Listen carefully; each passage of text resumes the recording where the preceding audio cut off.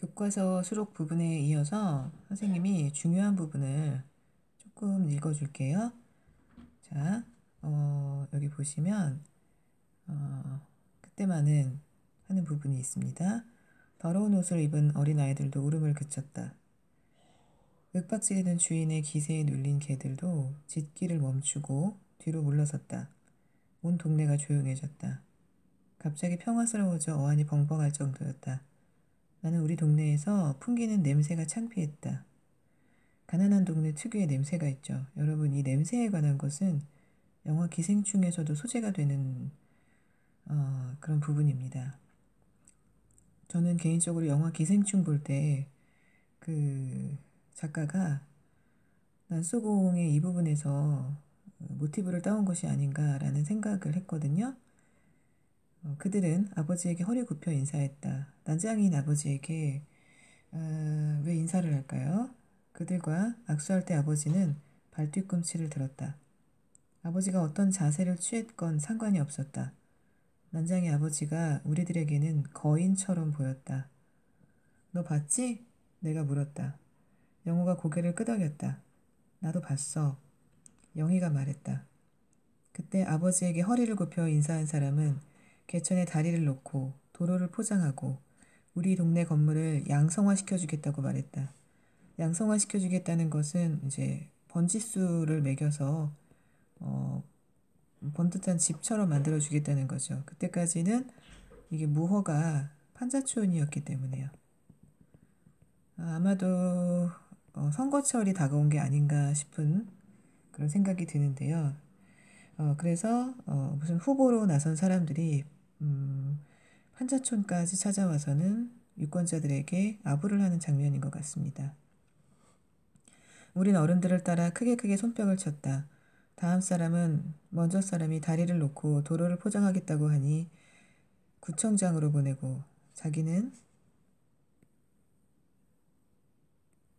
이러이러한 나란 일을 하겠으니 그 일을 하게 해달라고 말했다.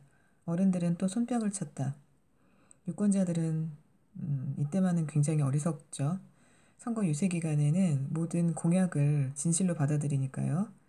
자, 우리도 따라쳤다. 커서까지 나는 그때 일을 종종 생각하고는 했다. 두 사람의 인상은 아주 진하게 나의 머릿속에 남았다. 나는 그들을 증오했다. 그들은 거짓말쟁이였다. 공약을 하고는 그때뿐이고 사라져버리죠. 그들은 엉뚱하게도 계획을 내세웠다. 그러나 우리에게 필요한 것은 계획이 아니었다. 많은 사람들이 이미 많은 계획을 내놓았다. 그런데도 달라진 것은 없었다. 서로 무엇을 이룬다고 해도 그것은 우리와는 상관이 없는 것이었을 것이다. 예를 들면 여기에서 지금 철거민을 위해 아파트를 지어 놓겠다는 것, 그런 예들을 말하는 거겠죠. 상관이 없다는 것. 우리가 필요로 하는 것은 중요한 문장입니다. 우리가 필요로 하는 것은 우리의 고통을 알아주고 그 고통을 함께 져줄 사람이었다. 즉 공감해주는 사람이 필요하다는 얘기입니다, 여러분.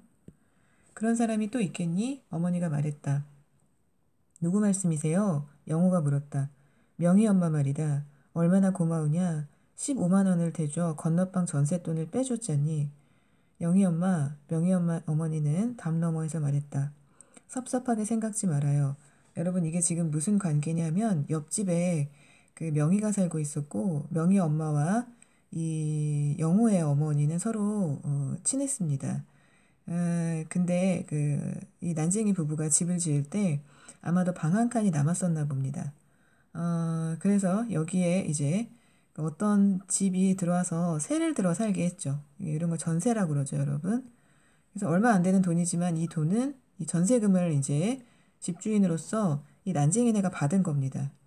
전세금을 다 빼서 썼겠죠. 자, 보통 전세금은 세입자한테 어떻게 돌려주냐면 실은 새로운 세입자가 들어오면서 내는 전세금으로 이전 세입자에게 돈을 줘서 내보내는 구조거든요. 이 집은 이제 헐릴 거이기 때문에 새로운 세입자가 지금 없는 거죠. 그 전세금을 빼줄 수가 없는 것입니다. 맡아놓았던 전세금은 이제 다 써버렸기 때문에. 그래서 명의인한테서 이 세든 사람을 내보낼 전세금을 빌려서 써버렸거든요. 15만 원이죠. 이 15만 원에 얽힌 또 굉장히 가슴 아픈 이 명인의 사연이 있습니다. 그래서 명인에게 꾼 돈, 사실 이것은 명의의 목숨값인데요. 자, 그것을 빌려서 이 전세든 세입자, 새빵살이하는 세입자를 내보내고 이제 있습니다. 그러면 명인애한테 이제 이 영혼애가 빚을 졌기 때문에 나중에 이주보조금이 이제 17만 원 정도 나온다고 했잖아요. 그럼 여기서 이제 17만 원에서 그 명인애한테 15만 원을 갚고 2만 원을 손에 쥐게 되는 꼴이 되는 거죠. 예, 집이 헐려서 생겨난 더욱더 비참한 그 상황입니다. 어머니가 말했다. 예, 어떻게든 해드릴 테니 걱정 마세요. 알고 있어요. 명의 생각을 하면 가슴이 미어져요. 사실은 이거가 아까 선생님이 명의 목숨값이라 그랬죠. 명의는 어려서 영수하고 그 사귄 사이입니다. 서로 사귀었는데, 결국은 그 우리가 알고 있는 1970년대에 도시 빈민으로서 여성의 삶을 살다가 결국은 그 음독 자살로 그 생을 마감하거든요. 그래서 나온 그 돈인데, 명의 엄마가 영희 엄마에게, 즉 영호 영수 엄마에게 빌려준 거죠. 자, 이 페이지는 이제 이 정도만 해도 될 것 같습니다. 영희는 기타를 쳤다. 나는 벽돌 공장 굴뚝 위에 떠있는 달을 보았다. 나의 라디오는 고장이 났다. 며칠 동안 나는 방송통신고교의 강의를 받지 못했다. 여러분, 방송통신고교라는 것은 학교에 직접 가지 않고 당시에는 뭐 TV라든지 라디오를 통해서 그 고등학교 과정의 수업을 듣고 주로 이제 밤에 듣겠죠. 학교에 직접 가지 않고도 이제 이렇게 밤에 들은 강의를 통해 지식을 습득하고 이제 1년에 두 차례 정도만 정해진 장소에 가서 시험을 봅니다. 그래서 어느 정도 이상의 점수만 나오면 이제 그렇게 해서 3년을 보내고 나면 뭐 내지는 또 검정고시를 준비할 수도 있는 거겠죠. 이렇게 해서 검정고시를 통과하면 이제 고등학교 입학 또는 졸업 이런 자격증을 주게 되는 겁니다. 나는 명희와의 약속을 지킬 수 없었다. 나는 여기서 그 큰오빠 영수이고 명희와 약속을 지킬 수 없게 됐다는 건 명희는 너만은 공장에 가지 말고 공부해서 멋진 사람이 되라는 그러한 그 애인의 부탁이었습니다. 중학교 3학년 초에 학교를 그만두었다. 더 이상 나아갈 수 없었다. 아버지와 어머니는 내가 공부를 계속하기를 바랐다. 그러나 밀어줄 힘이 없었다. 자세히 보면 아버지는 같은 또래의 사람보다 많이 늙어 보였다. 우리 식구들밖에 모르는 일이었다. 아버지의 신장은 117cm, 체중은 32kg이었다. 어른이라고 하기엔 너무나 왜소한 몸이죠, 여러분. 사람들은 이 신체적 결함이 주는 선입관에 사로잡혀, 즉 키가 작으니까 어린아이처럼 보이나 봅니다. 아버지가 늙는 것을 몰랐다. 아버지는 스스로 황혼기에 접어들었다는 체념과 우울에 빠졌다. 의욕은 물론 주의력과 판단력도 줄었다. 아버지가 평생을 해온 일은 5가지이다. 5가지 직업이 있었는데요. 채권 매매, 칼갈기, 고층 건물 유리 닦기. 난장이 몸으로 고층 건물에 유리 닦는 게 얼마나 힘들었을까요? 여러분, 32kg라고 했습니다. 아주 많이 몸에 살집이 있었을 때도 40kg를 넘지 않았을 텐데요. 펌프 설치하기, 수도 고치기이다. 큰 기술은 없지만 그래도 몸으로 떼어가면서 일할 수 있는 그런 일들이네요. 아버지가 갑자기 다른 일을 하겠다고 했다. 서커스단의 일이었다. 비참하죠. 남들 앞에서 난쟁이 몸으로 구경꾼이 되는 것입니다. 아버지는 처음 보는 꼽추한 사람을 데리고 와 여러 가지 이야기를 했다. 자, 아버지가 자꾸 아파서 이제 혀가 그 목구멍 속으로 말려 들어가는 그런 증상이 있습니다. 약방을 다녀와야겠다. 백반을 사와. 아버지가 말했다. 아버지 목소리 같지 않았다. 아주 짧은 혀가 안으로 말려드는 소리를 냈다. 사람이 몸에 기운이 빠지고 허해지면 혀가 안으로 말려드나 봅니다. 어머니는 히비탄 트로키라는 약을 사왔다. 백반은 안 나오고 이게 더 좋은 약이래요. 이걸 빨아 잡수세요. 아버지는 말없이 약을 받아 입에 넣었다. 아버지는 그 일 이후 말을 잘 안 했다. 혀가 안으로 말린다고만 했다. 잠을 잘 때는 혀를 이로 물었다. 아버지가 너무 지치셨다. 어머니가 말했다. 알겠니? 이젠 아버지를 믿지 마라. 너희들이 아버지 대신 일해야 한다.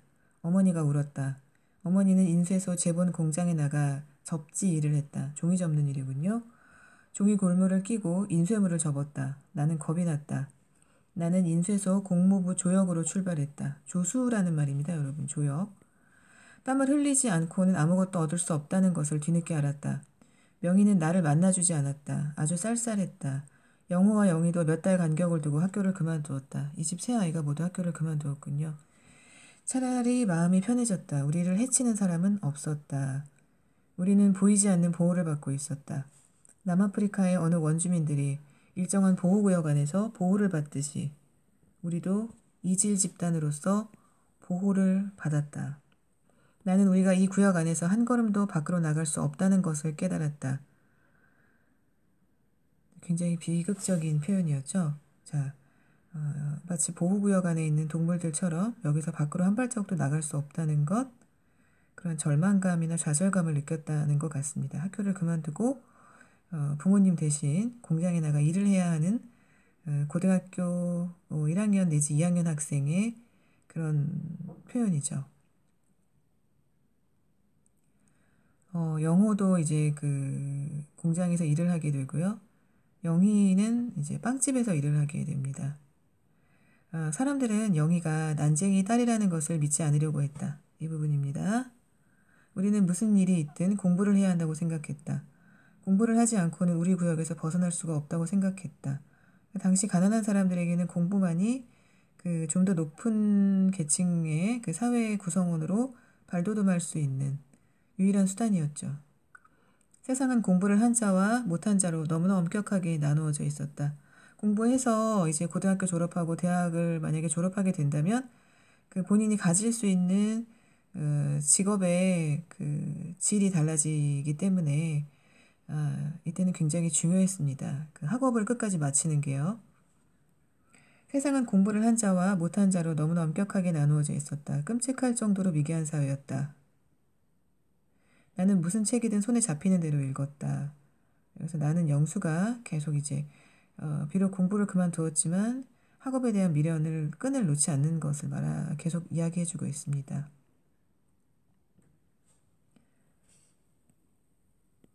중간에 조금 건너뛰고 선생님이 이 소설에서 중요한 장면들을 계속 읽어주고 있는데요. 이 장면들은 소설 전체의 난소공을 이해하는 데 도움이 되고 또 난소공과 함께 연작소설로 이루어져 있는 다른 소설들과의 연결고리이기도 합니다. 그래서 그런 필요한 부분들을 계속 읽어줄게요. 명희 어머니와의 대화입니다. 영희 엄마, 명희 어머니가 말했다. 조금만 기다려보세요. 입주권이 자꾸 올라요.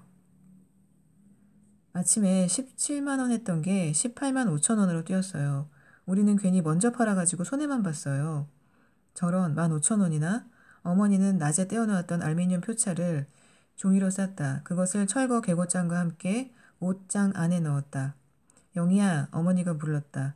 아버지 어디 가셨니? 모르겠어요. 영호야, 아까 아무 말씀 없이 나가셨어요. 영희야, 큰오빠는 어디 있니? 방에 있어요. 아버지가 어디 가셨을까? 어머니의 목소리가 불안해졌다. 얘들아, 아버지를 찾아봐라.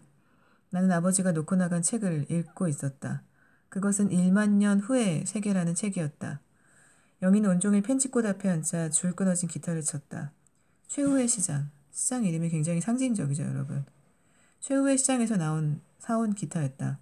내가 방송통신고교의 강의를 받기 위해 라디오를 사러 갈 때 영희가 따라왔다. 자, 이때 쓸만한 라디오가 있었지만 영희가 기타를 사고 싶어 하길래 자신은 좀 더 저렴한 라디오를 사고 영희에게 기타를 선물해 줍니다. 예. 자, 1만 년 후의 세계라는 책을 아버지는 개천 건너 주택가에 사는 젊은이에게서 빌렸다. 그의 이름은 지섭이었다. 지섭은 이 소설 전체에서 되게 중요한 인물입니다. 예, 지섭은 그 집 가정교사였다. 아버지와 그는 서로 통하는 데가 있었다. 지섭이 하는 말을 나는 들었었다. 그는 이 땅에서 우리가 기대할 것은 없다고 말했다. 왜? 아버지가 물었다. 지섭은 말했다. 사람들은 사랑이 없는 욕망만 가지고 있습니다. 그래서 단 한 사람도 남을 위해 눈물 흘릴 줄 모릅니다. 이런 사람들만 사는 땅은 죽은 땅입니다. 하긴, 아저씨는 평생 아무 일도 안 하셨습니까? 일을 안 하다니? 일을 했지. 열심히 했어. 우리 식구 모두가 열심히 일했네. 그럼 무슨 나쁜 짓을 하신 적은 없으십니까? 법을 어긴 적 없으세요? 없어. 그렇다면 기도를 드리지 않으셨습니다. 간절한 마음으로 기도를 드리지 않으셨어요. 기도도 올렸지. 그런데 이게 뭡니까? 뭐가 잘못된 게 분명하죠? 불공평하지 않으세요? 이제 이 죽은 땅을 떠나야 합니다. 떠나다니 어디로? 달나라로. 얘들아! 어머니의 불안한 음성이 높아졌다. 나는 책장을 덮고 밖으로 뛰어나갔다. 영호와 영희는 엉뚱한 곳을 찾아 헤매고 있었다. 나는 방죽가로 나가 곧장 하늘을 쳐다보았다. 벽돌 공장의 높은 굴뚝이 눈앞으로 다가왔다. 그 맨 꼭대기에 아버지가 서 있었다. 바로 한 걸음 정도 앞에 달이 걸려 있었다. 아버지는 피르침을 잡고 발을 앞으로 내밀었다. 그 자세로 아버지는 종이 비행기를 날렸다. 여러분, 여기는 정말 불안하고 정말 비극적인 장면이 되겠습니다. 어머니는 아까부터 난쟁이 아버지 행방을 찾고 있었고 어느 날 문득 바라본 아버지는 공장의 굴뚝의 가장 높은 꼭대기에 올라가서 누가 툭 밀기만 하면 땅으로 곤두박질 칠 것 같은 그런 자세로 종이 비행기를 날리고 있었네요. 아버지에게 무슨 일이 생길까요? 부터는 소설 2부에 해당하는 곳입니다. 여기는 이 집의 둘째인 영호가 서술자인데요. 나는 방죽과 풀숲 앞에 엎드려 있었다. 온몸이 이슬에 축축 젖어 축축했다. 조금만 움직이면 잡초에 맺힌 이슬방울이 나의 몸에 떨어졌다. 한참을인데 잘못 나와 있군요. 한참을 나는 방죽과 풀숲에 엎드려 세웠다. 아무것도 볼 수 없었다. 어둠이 조금씩 뒷걸음질 쳐가기 시작했다. 마지막 밤을 우리의 집에서 보내지 못했다는 아픔이 목을 타고 올라왔다. 동네는 아직 깊은 잠에 빠져 있었다. 나는 더 이상 기다릴 필요가 없었다. 비행 접시를 타고 온 외계인들이 영희를 태워갔다는 소문은 터무니없는 것이었다. 나는 처음부터 그 소문을 믿지 않았다. 아버지는 아까 위험한 곳에 있었고요. 영희는 갑자기 사라졌는지 터무니없는 소문까지 돌았네요. 외계인들이 영희를 태워갔다. 얘들아, 이러고만 있으면 어떻게 할 거니? 하면서 이제 영희를 찾아 나서기 시작합니다. 이 부분은 이쯤에서 잠깐 마치고요. 자, 이제 선생님이 읽어줄 곳은 그 둘째 영호의 입장에서 서술된 그가 다니고 있는 회사 내부에 관한 이야기인데요. 자, 봅시다. 형은 점심을 굶었다. 점심시간이 30분밖에 안 되었다. 여러분, 점심시간이 30분인 거 생각해 보세요. 일하는 사람들에게는 밥 먹고 나서 화장실 갔다 오면 끝나겠죠. 우리는 한 공장에서 일했지만 격리된 생활을 했다. 공원들 모두가 격리된 상태에서 일만 했다. 회사 사람들은 우리의 일 양과 성분을 하나하나 조사해 기록했다. 그들은 점심시간으로 30분을 주면서 10분 동안 식사하고 남은 20분 동안은 공을 차라고 했다. 공 차는 것도 여기서는 지시사항 중에 하나군요. 우리 공원들은 좁은 마당에 나가 죽어라 공만 찼다. 서로 어울리지 못하고 간격을 둔 채 땀만 뻘뻘 흘렸다. 축구나 농구 같은 그런 어떤 공놀이가 아니고 그냥 공을 차는 행동입니다. 상당히 우의적이죠. 여러분 어처구니가 없고요. 운동마저도 회사 지시로 해야 되고 그건 굉장히 재미없는 일이 되겠죠. 우리는 제대로 쉬지도 못하고 일했다. 공장은 우리에게 일방적으로 원하기만 했다. 탁한 소리와 소음 속에서 밤중까지 일을 했다. 물론 우리가 금방 죽어가는 상태는 아니었다. 그러나 작업 환경의 악조건과 흘린 땀에 못 미치는 보수가 우리의 신경을 팽팽하게 잡아당겼다. 스트레스 받았다는 얘기입니다. 그래서 자랄 나이에 제대로 자라지 못하는 발육 부조 현상을 우리는 나타냈다. 영양실조 같은 거죠. 회사 사람들과 우리의 이해 득실은 늘 상반되었다. 사장은 종종, 자 여기 보세요. 불황이 아닌 적이 있습니까, 여러분? 건국 이래 반만년 역사에 우리 시장 경제는 불황이 아닌 적이 없었을 것 같습니다. 불황이라는 말을 사용했다. 그와 그의 참모들은 우리에게 쓰는 여러 형태의 억압을 감추기 위해 불황이라는 말을 이용하곤 했다. 그렇지 않을 때에는 힘껏 일한 다음 자기와 공원은 여기서 공장에서 일하는 직원입니다. 공원들이 함께 누리게 될 부에 대해 생각했다. 이야기했다. 늘 열매만 이야기하죠. 그러나 과정에는 누구만 고생한다? 회사는 고생하지 않고 뼈 빠지게 그 공장 노동자들만 일터에 돌리는 거죠. 그러나 그가 말하는 희망은 우리에게 아무런 의미를 주지 못했다. 우리는 그 희망 대신 간이 알맞은 무말랭이가 우리의 공장 식탁에 오르기를 더 원했다. 반찬이 너무 보잘것없군요. 힘쓰고 일해야 하는데 무말랭이가 간만 잘 맞아도 참 행복하겠다라고 생각했다고 합니다. 엄청나게 그 짜디짠 무말랭이 반찬이 나오지 않았을까요? 예, 소모량을 줄이기 위해서요. 변화는 없었다. 나빠질 뿐이었다. 한 해에 2번 있었던 승급이 그러니까 월급의 호봉이 올라가는 것입니다. 한 번으로 줄었다. 굉장히 절망적이죠, 여러분? 여러분으로 치면은 2년을 공부해야 한 학년 올라간다. 뭐 이 정도 생각하면 되겠습니다. 야간 작업 수당도 많이 줄었다. 공원들도 줄였다. 그러니까 사람 숫자를 줄였으니까 일감이 많아지겠죠. 일 양은 많아지고 작업 시간은 늘었다. 돈을 받는 날 우리 공원들은 더욱 말조심을 했다. 옆에 있는 동료도 믿기 어려웠다. 부당한 처사에 대해 말한 자는 아무도 모르게 밀려갔다. 공장 규모는 반대로 커졌다. 당연하죠. 공장이 돈을 많이 벌었으니까 규모가 커졌겠죠. 활판 윤전기를 들여오고 자동 접지 기계를 들여오고 자 이것은 지금 회사가 굉장히 돈을 많이 벌어서 성장하고 있다는 얘기입니다. 사장은 회사가 당면한 위기를 말했다. 자꾸만 위기를 강조하죠. 아까는 불황을 강조했고요. 적대 회사들과의 경쟁에서 지면 문을 닫을 수밖에 없다고 말했다. 이것은 우리 공원들이 제일 무서워하는 말이었다. 사장과 그의 참모들은 그것을 알고 있었다. 그것은 생각만 해도 무서운 일이었다. 큰 공장이 문을 닫으면 수많은 공원들은 갈 곳이 없었다. 작은 공장들이 채용할 인원은 한정이 있다. 나는 돈도 못 벌게 되고 놀게 될지 모른다. 공부를 해야 할 나의 영혼은 자기가 일자리를 잃을까봐 두려움에 벌벌 떠고 있는 것입니다. 새로운 일터를 찾는다고 해도 낯선 곳이다. 작은 공장이라 작업장은 더 나쁘고 돈도 오르지 않은 채 받는 액수보다 훨씬 적을 수가 있다. 생각만 해도 끔찍한 일이다.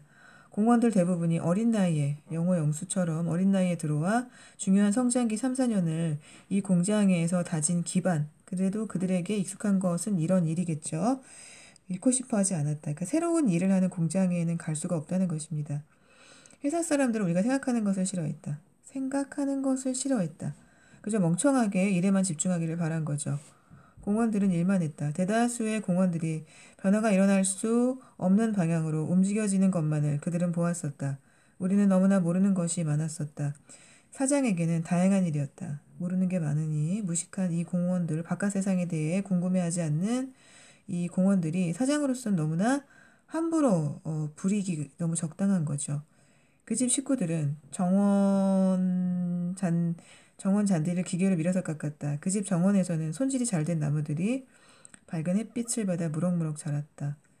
웬만한 집의 정원의 그 나무들은 여러분 몇 억씩 합니다.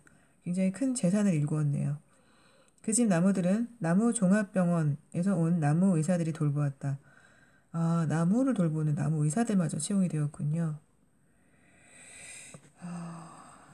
이것은 바로 이 공장에서 일하고 있는 공원, 즉 영수와 영호가 겪는 이 비인간적인 그 일의 조건과 일터의 조건과 굉장히 대비를 이루고 있네요. 사장의 집이.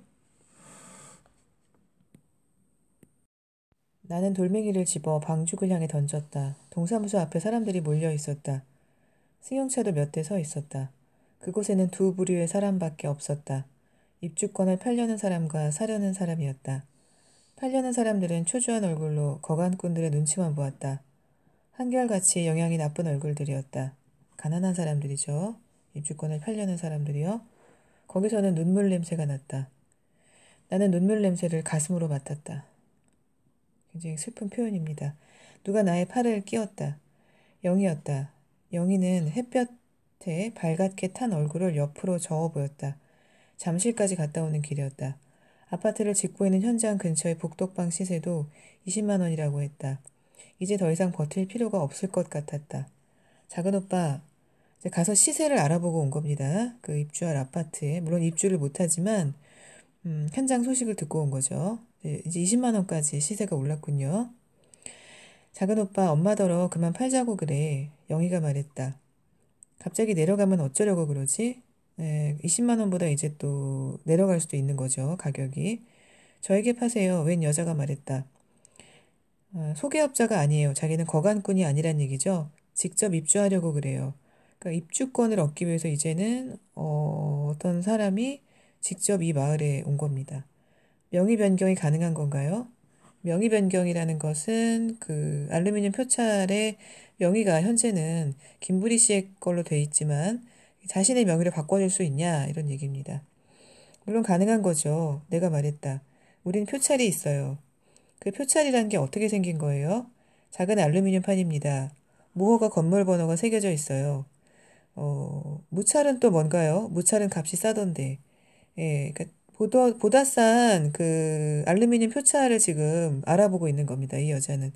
최대한을 싼 가격에 사서 이제 아파트에 입주하고 싶은 거겠죠. 자, 표찰이 없는 집을 무찰이라고 그래요. 몇 년 전 무허가 건물 일제 조사 때 시에서 잘못 조사해 빠뜨렸든가 사유지 건물로 판단해서 무허가 건물 등록 대장에서 빠진 겁니다. 여자는 땀을 흘리고 서 있었다. 손수건으로 땀을 찍어내며 게시판을 가리켰다. 무허가 건물 명의 변경 신청 양식이 붙어 있었다. 그 밑에는 갖추어야 할 구비 서류가 적혀 있었다. 신청서 한 통, 매도가 인감 한 통, 매매 계약서 사본 한 통 하고 여자가 읽었다. 매매 계약서 한 통만 쓰면 됩니다. 너무나 쉽게 명의를 변경할 수 있군요, 여러분. 그죠? 자, 이 대화 이후에, 자, 철거 계고장이 나온 날짜보다 한두 달 앞서 산 걸로 하면 돼요. 그럼 정말 안전한가요? 아주머니 이름으로 바뀌어진다니까요. 아파트에 아주머니 이름으로 입주하게 돼요. 그거 불법 아니에요. 여자는 빳빳한 자세로 서서 땀을 찍어냈다. 동회에 들어가서 건설계 직원에게 물어보세요. 나는 말했다. 왜 불법적인 일을 처리하느냐고 따져보고 오세요. 22만 원은 비싸요. 만 원만 깎아줄래요? 여기서 흥정을 하고 있는 이 여자의 어떤 그 대사를 읽다 보니 그 시, 슬픔이 기쁨에게가 떠오르는군요. 그 남의 사정은 아랑곳하지 않고 자기 욕심만 채우는 거죠. 사실 이 22만 원 내지 21만 원짜리 이 알루미늄 표찰은 영혼의 다섯 식구의 목숨값과도 마찬가지인데 그것을 흥정하고 있다는 겁니다, 여러분. 그렇죠? 내가 말했다. 헐릴 저희 집 같은 건 새로 지으려면 130만 원이 있어야 합니다. 저희 아버지가 평생 일해 지은 집이에요. 우린 그걸 22만 원과 바꿔야 할 입장이에요. 만약 그 집을 사고 판다면 이제 130만 원이었다는 겁니다. 그래도 나름대로 그 영혼에는 부부가 함께 그 지금 어머니 아버지가 일을 해서 번듯한 집을 그래도 지었던 모양입니다. 근데 그 집이 그냥 남의 땅에다가 지은 집이라고 해서 이제 하루아침에 헐리게 되는 건데요. 거기서 전세 주었던 돈 15만 원을 제하고 나면 수중에 7만 원이 남습니다. 어쨌든 21만 원에 안 되겠다는 얘기 아니에요? 나는 말하지 않았다. 여자가 돌아섰다. 영희가 작은 주먹으로 나의 등을 쳤다. 잠시 후에 또 한 번 쳤다. 영희는 청바지를 입고 있었다. 영희에겐 청바지도 잘 어울렸다. 나는 영희의 얼굴을 보지 않고 돌아서 걸었다. 팔지 말고 기다려요. 승용차 안에서 한 사나이가 말했다. 승용차 안에서 한 사나이가 말했다. 내가 사겠소. 얼마예요? 얼마면 팔겠어요? 25만 원. 좋아요. 저녁에 가죠. 이웃에 팔 사람이 또 있으면 싸게 팔지 말고 기다리라고 그래요. 결국 22만 원에 내놓았지만 25만 원에 팔게 되었군요. 조금만 더 기다려라. 아버지가 말했었다. 자, 일단 여기까지만 하고요. 또 읽어주겠습니다. 네, 가족은 그 아까 25만 원에 알루미늄 표차를 사겠다고 했던 사나이에게 집을 팔고 이제 돈을 받습니다. 25만 원이 분명하죠? 어머니가 물었다. 사나이를 따라온 나이 든 사람이 검은 가방을 열어 돈을 보여주었다. 그는 마루에 앉아 매매 계약서를 썼다. 어머니가 방으로 들어가 서류가 든 봉투와 도장을 가지고 나왔다. 어머니는 계약서 매도자란에 뭐뭐라고 쓰고 도장을 눌렀다. 나이 든 사람은 아버지의 이름을 제대로 읽지 못했다. 아버지 이름이 갖는 아픈 바람의 뜻을 그는 알 리 없었다. 어머니는 소중하게 싸두었던 것들을 하나하나 넘겨주었다.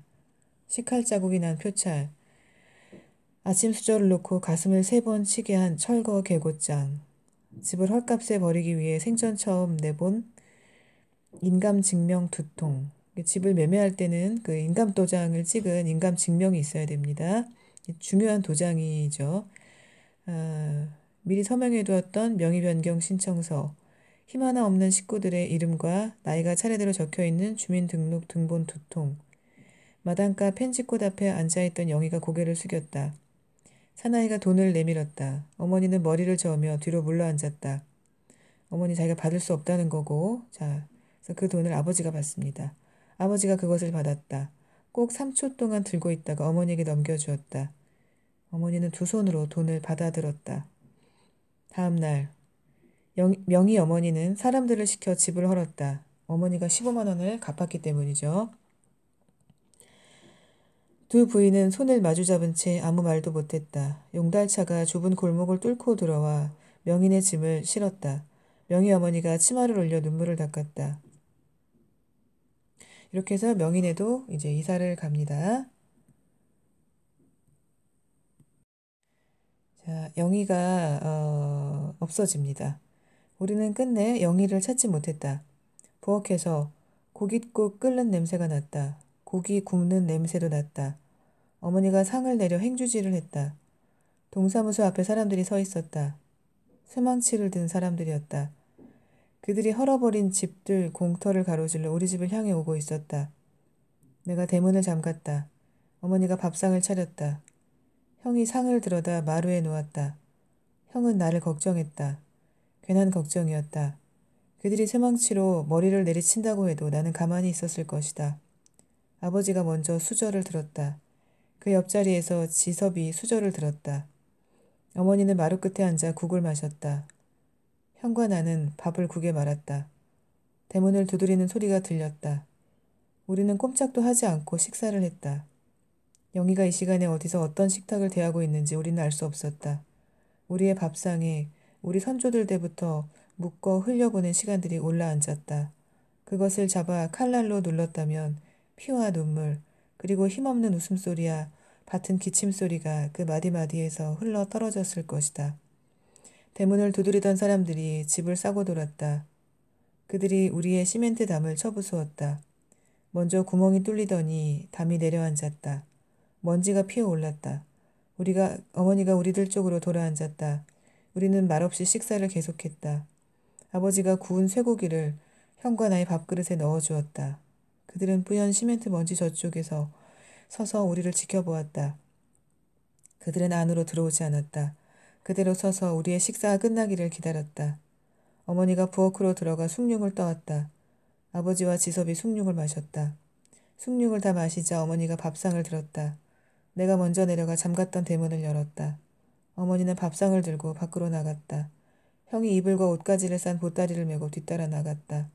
쇠망치를 든 사람들은 무너진 담 쪽에서 말없이 지켜보고 있었다. 우린 어머니가 싸놓은 짐을 하나하나 밖으로 끌어냈다. 어머니가 부엌으로 들어가 조리 도구며 식칼, 도마들을 들고 나왔다. 마지막으로 아버지가 나왔다. 아버지는 아버지의 공구들이 들어있는 부대를 메고 나왔다. 쇠망치를 든 사람들 앞에 쇠망치 대신 종이와 볼펜을 든 사나이가 서 있었다. 그가 아버지를 보았다. 아버지가 바른 손을 들어 집을 가리키고 돌아섰다. 쇠망치를 든 사람들이 집을 쳐부수기 시작했다. 한꺼번에 달라붙어 집을 쳐부수었다. 어머니는 돌아앉아 무너지는 소리만 들었다. 북쪽 벽을 치자 지붕이 내려앉았다. 지붕이 내려앉을 때 먼지가 올랐다. 뒤로 물러섰던 사람들이 나머지 벽에 달라붙었다. 아주 쉽게 끝났다. 그들은 쇠망치를 놓고 땀을 씻었다. 사나이가 종이에 무엇인가 써넣었다. 지섭이 들고 있던 책을 아버지에게 주었다. 그는 사나이를 향해 걸어갔다.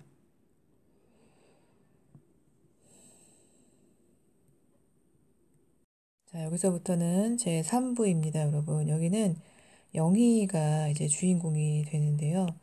이 소설 구성의 맨 마지막 부분입니다. 거실에 걸려있는 부엉이가 시계입니다. 4번을 울었다. 이렇게 긴 밤을 세워보기는 처음이었다. 밤이 시간이 가지 않는군요. 한밤에 비하면 지금까지의 나의 17회는 얼마나 긴 것인가. 그러나 큰오빠가 셈해본 우리 선조 대대로의 세월에 비하면 17회는 아무것도 아니다. 내가 죽음을 생각할 때 떠오르는 장면이 있다. 사막으로 이어지는 지평선이다. 어둘녘에 모래 섞인 바람이 분다. 선 하나로 표시될 그 지평 끝에 내가 알몸으로 서 있다. 다리를 약간 벌리고 팔을 안으로 끌어들였다.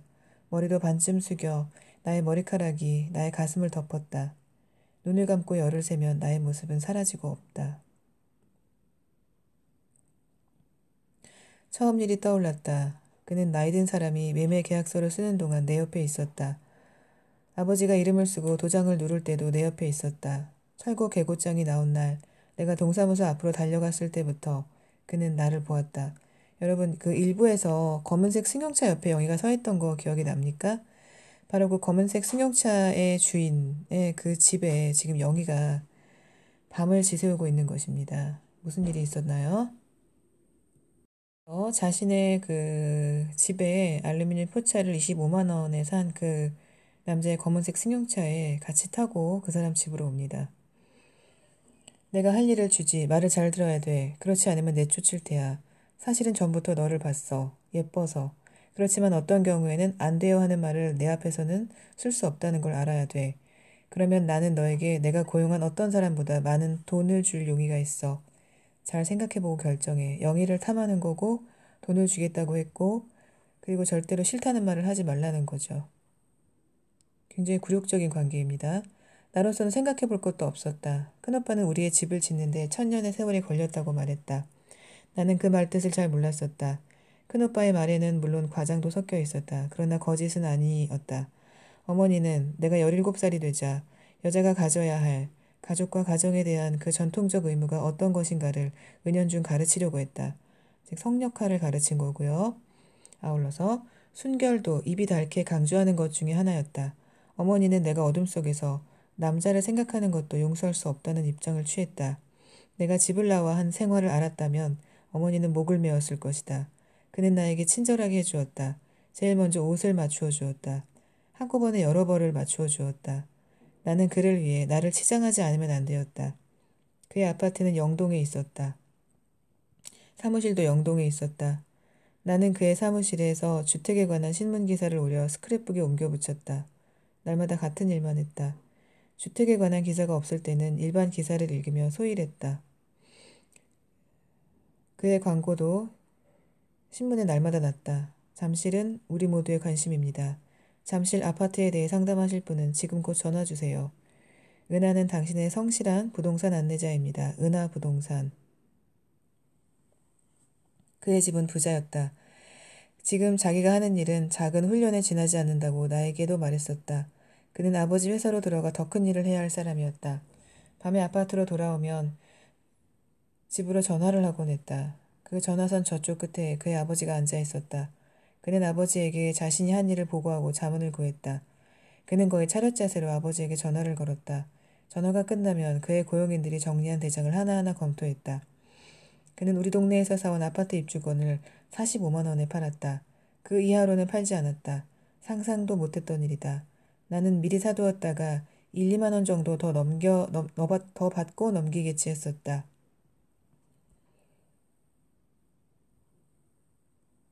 몸부림치다 눈을 떠보면 한밤중이었다. 그는 깊은 잠에서 빠져 깨어날 줄을 몰랐다. 나의 몸에서는 그의 정액 냄새가 났다. 그는 나를 좋아했다. 그는 어린 나를 좋아했다. 그가 완전하게 나를 좋아했다. 그래서 나는 도덕적인 고통에서 벗어날 수 있었다. 나는 그의 금고에서 우리의 것을 꺼냈다. 그의 금고 속에는 돈과 권총과 칼이 함께 들어있었다. 나는 돈과 칼도 꺼냈다. 나는 달 천문대 밑에 쪼그리고 앉아있는 아버지의 모습을 상상했다. 아버지는 이미 50억 광년 저쪽에 있는 머리카락좌의 성운을 보았는지 모른다.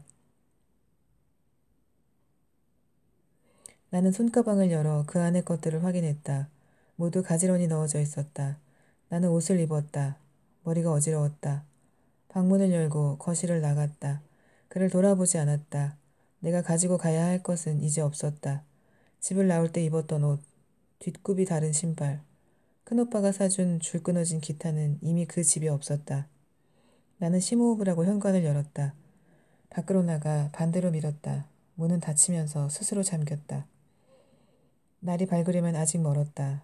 나는 아파트 앞에서 택시를 기다렸다. 택시는 불을 켜고 빈 영동거리를 달렸다. 어지러워 눈을 감았다. 제3 한강교를 건널 때 나는 차를 세웠다. 문을 열고 나가자 시원한 공기가 몽롱한 정신을 일깨워주었다. 나는 곧장 행복동 동사무소를 향해 갔다. 동사무소는 아침부터 붐볐다. 내가 줄 뒤에 가서 서는 것을 건설개원이 흘끗 보았다. 그는 일하다 말고 나를 뚫어지게 보았다. 난쟁이 딸 아니야? 건설개원이 물었다. 집이 이상한 건 알아? 네, 나는 말했다. 철거 확인증이 필요해서 왔어요.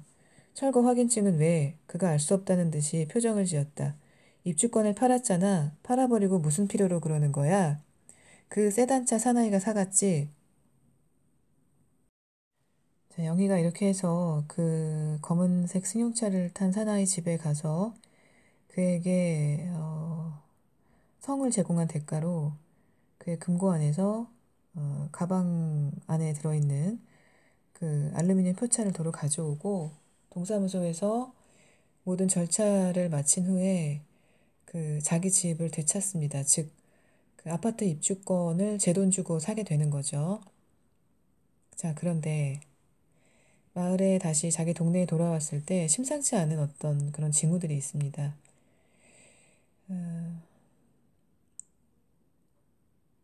아주머니가 말했다.